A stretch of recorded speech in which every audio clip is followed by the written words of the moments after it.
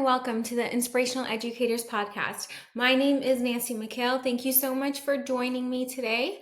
Today, I'm going to talk about 10 creative upgrades that you can prep in 10 minutes or less.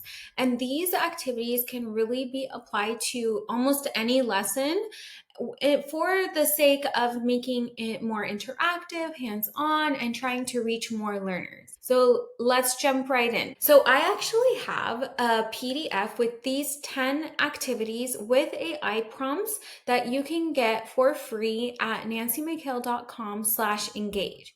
So let's jump right in. The first one is quick setup stations. So here you just set up 3 stations and you can plan a game at one station, an independent activity at another one, and a small group work at the third station.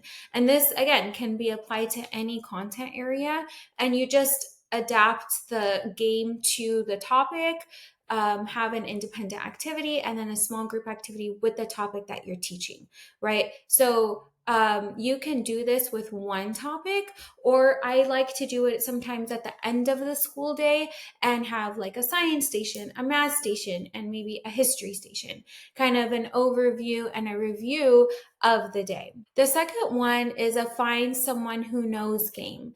And so if you're familiar with this icebreaker, find someone who knows has a bunch of boxes on the page, and it has a specific thing that the kids have to go find somebody with that trait.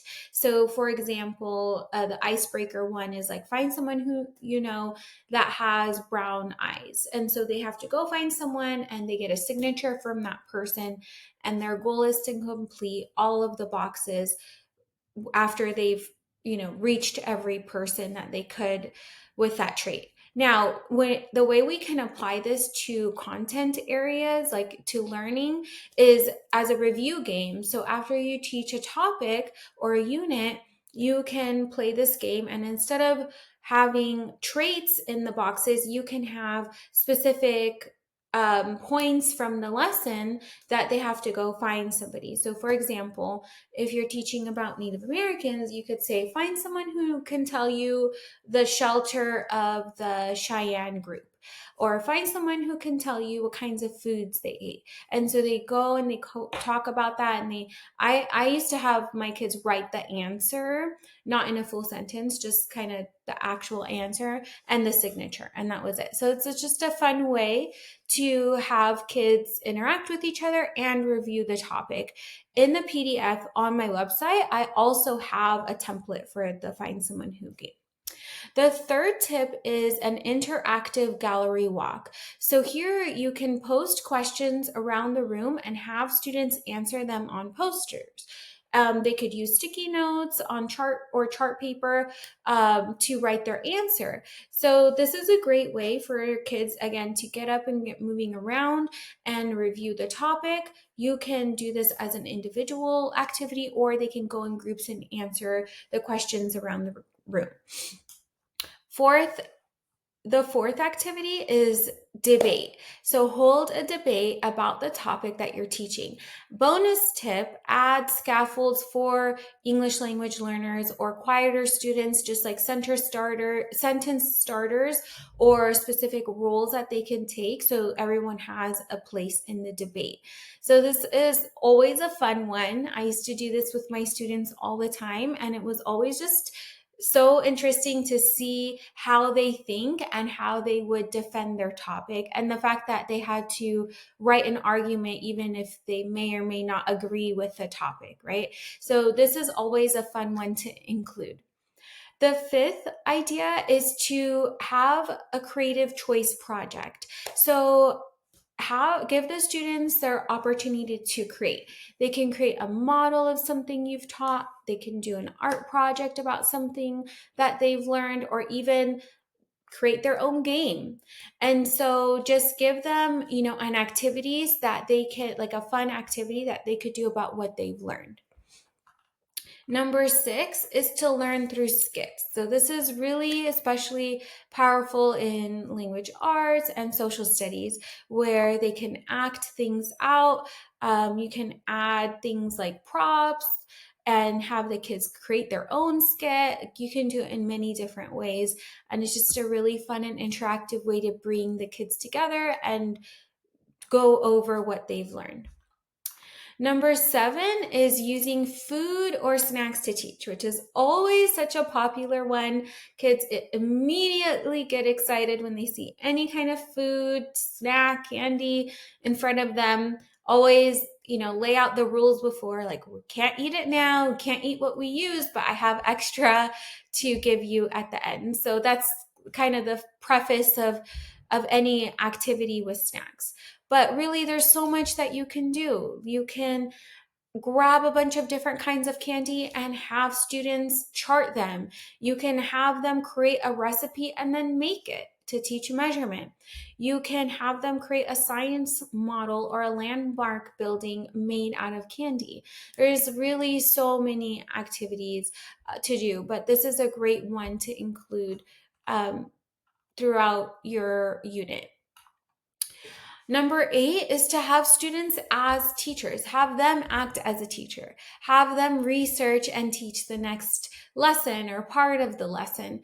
One thing that I really love to do with my students was I had a 3rd, 4th grade combo. And so during the time I was teaching Native Americans, I had every student specifically focus on a certain kind of Native American tribe, and they had to learn about that tribe, and then they had to teach the class about that tribe. So instead of me just going over every single tribe and teaching them about it, they taught each other. And there were some more guidelines around it, like when the students were going up to teach about the tribe, every student that was listening had a half sheet of paper with specific questions that they would fill in based on what they were being presented from with the other students. So like the student would teach about a tribe and the other students would be writing in answers. So like just filling in like, okay, what was a tribe? What did they eat? What was their shelter? The basics of each tribe, so that they could just make sure they're paying attention and they're also learning about the tribe, because that was important. Number 9 is to gamify. Gamify your lessons, activities, whatever you can do, turn it into a game. Now there are all these fun like online games like Kahoot or Blooket, things like that. So you can always incorporate that into your lessons too. And the last activity is to report it. Have your students be a news reporter and report about what they've learned. This is really great for history, science, or language arts. And you can go all out or do the bare minimum, right? Like you can have them dress up as news reporters, build a scene, create posters. You can do all of that, or you can just be like, you're a news reporter, report on this topic. So now we can also incorporate some really like some up-to-date things like podcast, like have them create a podcast, right? It's so easy to make podcast episodes now. They don't have to publish it or anything unless you want to. But you can have them do things like that, right? So those are some activities that you can do. In the packet that I have on my website, again, nancymchale.com/engage, there are some templates that are on there that will help you with all of these things. Okay. And so there's the find someone who template. There's a center sheet. So like when kids are going to centers, they can write about what they learned. So that one is ready to go to print out, and you can just immediately use it with your class. I hope this helps. I love to hear your ideas. And if there's anything that you want to hear more about, or a certain topic that you really want to hear more about, I'd love to hear from you. You can always find me at nancymchale.com. You can email me, nancy@nancymchale.com, and I will talk to you next time.